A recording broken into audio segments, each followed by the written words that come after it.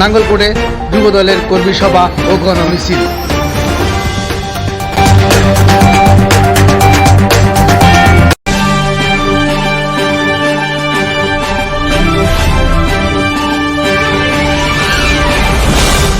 আপনারা দেখছেন IR TV news Bangla. Comilla Nangalkot উপজেলা ডালুয়া ইউনিয়নে বাংলাদেশ জাতীয়তাবাদী যুবদলের উদ্যোগে কর্মী সভা ও নাঙ্গলকোট উপজেলা নির্বাচনে বর্জনের দাবিতে বিক্ষোভ মিছিল ও শনিবার বিকাল স্থানীয় মান্দ্রাবাজার অনুষ্ঠিত হয়েছে।